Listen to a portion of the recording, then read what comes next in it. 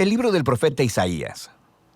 Isaías vivió en Jerusalén durante la segunda mitad del periodo del reino de Israel, y él habló a nombre de Dios a los líderes de Jerusalén y Judá.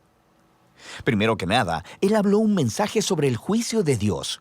Les advirtió a los líderes corruptos de Israel que su rebelión contra el pacto de Dios tendría un alto costo, que Dios usaría los grandes imperios, el de Asiria y después el de Babilonia, para traer su juicio sobre Jerusalén si persistían en la idolatría y la opresión al pobre. Pero ese anuncio estaba combinado con un mensaje de esperanza.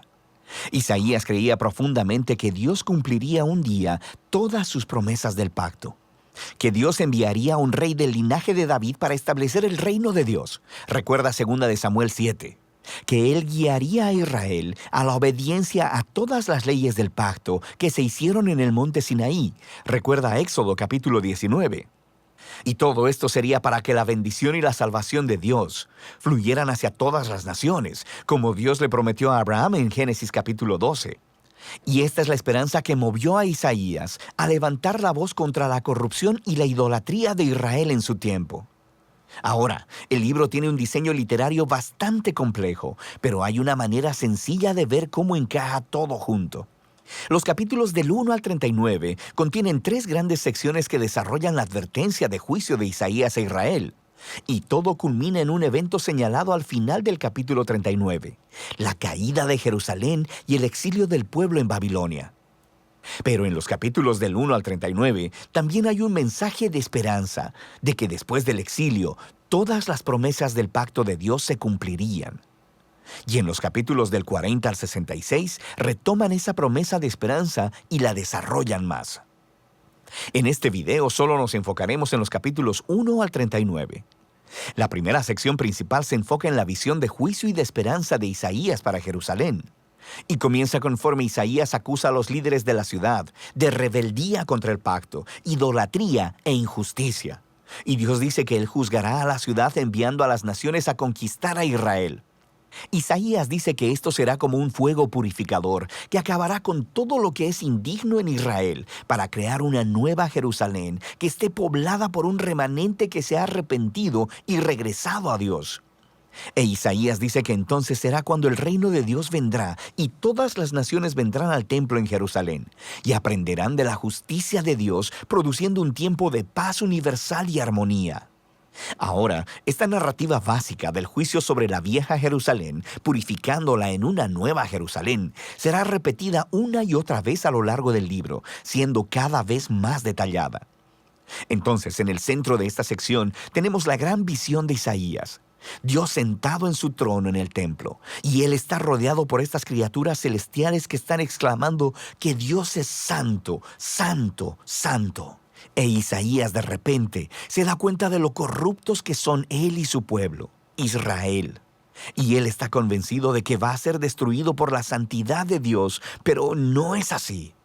La santidad de Dios en la forma de un carbón encendido viene y lo quema, pero no para destruirlo, más bien lo purifica de su pecado. Y conforme Isaías medita en esta extraña experiencia, Dios lo envía a realizar una tarea muy difícil. Él debe seguir anunciando el juicio venidero. Pero debido a que Israel ha llegado al punto sin retorno, sus advertencias tendrán un efecto paradójico y endurecerán al pueblo. Pero Isaías debe confiar en el plan de Dios. Israel va a ser cortado como un árbol y abandonado como un tronco en el campo. Y ese tronco será quemado y calcinado. Pero después de toda esa quemazón, Dios dice que ese tocón ardiente es una semilla santa que sobrevivirá para el futuro. Es una pequeña señal de esperanza. Pero, ¿quién o qué es esa semilla santa?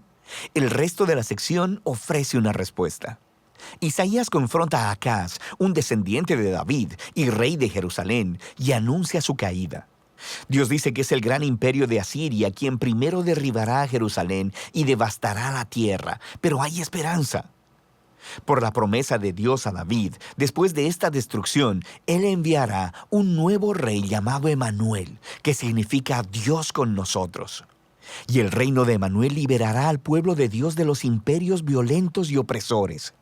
E Isaías describe a este rey venidero como un retoño nuevo que surgirá del viejo tronco de la familia de David.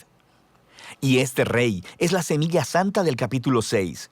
Y el rey será empoderado por el Espíritu de Dios para gobernar sobre una nueva Jerusalén y traer justicia para los pobres. Y todas las naciones buscarán la guía de este rey mesiánico.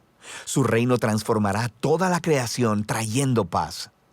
Ahora, terminamos los capítulos del 1 al 12 con un entendimiento bastante bueno del mensaje de juicio y de esperanza de Isaías. Pero, ¿cuándo sucederá todo esto? Isaías vio otro imperio levantándose después de Asiria, y este es Babilonia, quien también atacaría a Jerusalén, y de hecho tendría éxito en destruirla. Y eso nos lleva a las siguientes secciones del libro. Primero tenemos una gran colección de poemas que exploran el juicio de Dios y la esperanza para las naciones. Se nos enseña primero que nada sobre la caída de Babilonia y de los vecinos de Israel. Isaías podía ver que el poder mundial de Asiria sería un día reemplazado por el imperio de Babilonia, una nación todavía más destructiva y arrogante. Y los reyes de Babilonia decían que eran más grandes que todos los otros dioses, así que Dios promete hacer caer a Babilonia. Y no solo Babilonia. Isaías nombra a los vecinos de Israel, acusándolos a todos de la misma clase de orgullo e injusticia, y predice su ruina eventual. Pero recuerda, para Isaías, el juicio de Dios nunca es la última palabra, ni para Israel ni para las naciones. Y eso nos lleva a la siguiente sección, que es una serie de poemas que cuentan la historia de dos ciudades. Está la ciudad enaltecida, que se ha exaltado a sí misma por encima de Dios y se ha vuelto corrupta e injusta. La ciudad es un arquetipo de la humanidad rebelde y se describe con un lenguaje que se toma prestado de las descripciones anteriores de Isaías de Jerusalén, Asiria y Babilonia, puestas todas juntas. Esta ciudad está destinada a la ruina y un día será reemplazada por la nueva Jerusalén, donde Dios reina como rey sobre una humanidad redimida, proveniente de todas las naciones, y no hay más muerte o sufrimiento. Estos capítulos son el clímax de esa sección y muestran cómo el mensaje de Isaías apunta mucho más allá de su tiempo. Era un mensaje para todos los que están esperando que Dios traiga justicia sobre los reinos violentos y opresores, y que traiga su reino de justicia, paz y amor sanador. La siguiente sección regresa el enfoque al ascenso y al descenso de Jerusalén. Y primero encontramos un conjunto de poemas donde Isaías acusa a los líderes de Jerusalén de volverse a Egipto para obtener protección militar contra Asiria. Él sabe que ese tiro le saldrá por la culata, e Isaías dice que solo confiar en Dios y el arrepentimiento puede salvarlos ahora, lo que se ilustra con la historia del ascenso de Ezequías, rey de Jerusalén. Justo como predijo Isaías, los ejércitos asirios vienen e intentan atacar la ciudad.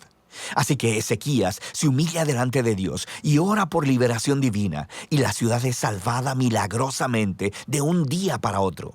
Pero el ascenso de Ezequías es seguido inmediatamente por su caída.